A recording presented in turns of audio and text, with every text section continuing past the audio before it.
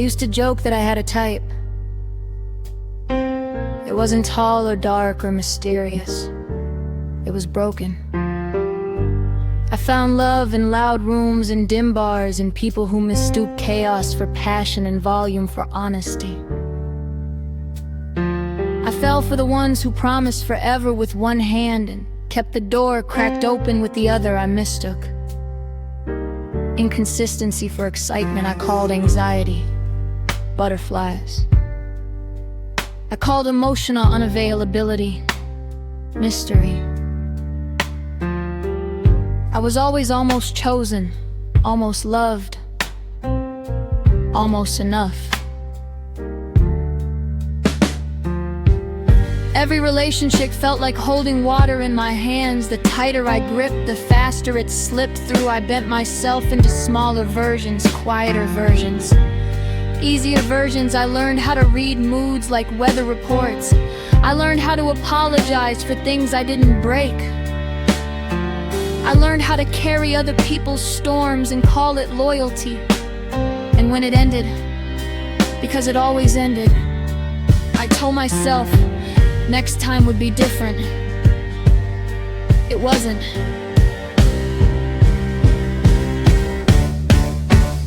After a while, love stopped feeling romantic and started feeling like work.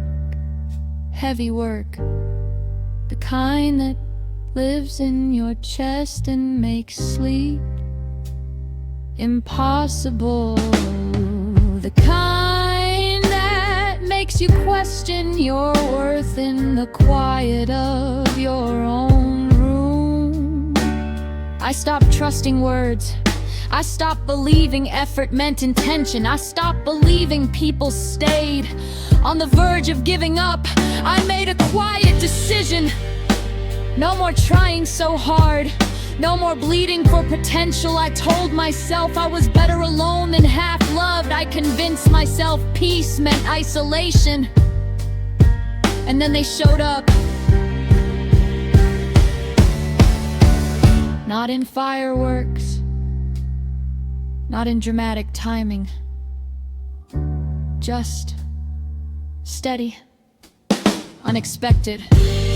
They weren't louder than the rest. They weren't chasing me or dazzling me. They were calm in a way that felt foreign. The first thing I noticed was how quiet I felt around them. Not silent, just settled. My mind, usually running marathons, slow to a walk. They listen, not to respond, not to fix, just to understand. The first time they reached for my hand, it wasn't possessive. It wasn't urgent, it was simple. Fingers lacing through mine like it was the most natural thing in the world. And something inside me unclenched.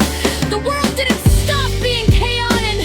Bills still existed, traffic still existed, bad days still showed up uninvited. But with them, the noise lowered. They taught me that mental health wasn't weakness, that talking about the hard things didn't make you dramatic, it made you brave. They didn't flinch when I opened up about the parts of me I used to hide. They didn't treat my overthinking like an inconvenience, they held space for it. They showed me chivalry isn't about grand gestures, it's about consistency. It's checking in, it's remembering how I take my coffee, it's walking on the outside of the sidewalk without announcing it. It's respect when no one's watching. They didn't try to save me. They stood beside me while I learned how to save myself.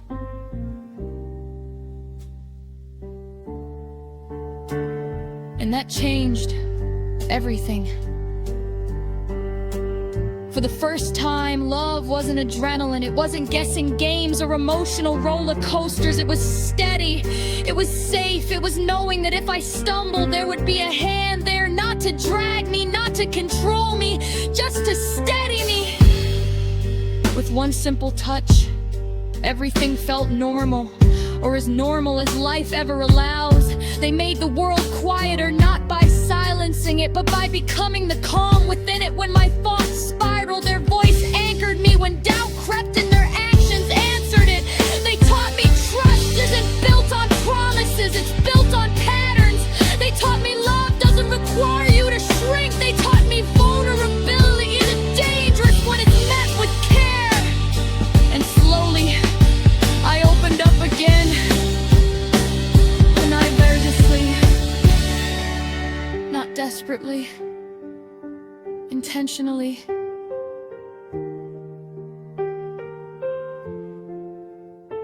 I learned to speak instead of swallow, to ask instead of assume, to stay present instead of waiting for the end.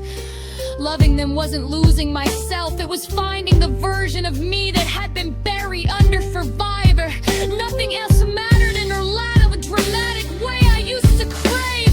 What mattered was the way they squeezed my hand when anxiety crept in, the way they said I'm here and meant it, the way growth felt like something we did together, not something I had to fight for alone. I had searched for love in all the wrong places because I thought love was supposed to hurt before it healed. I thought struggle meant death.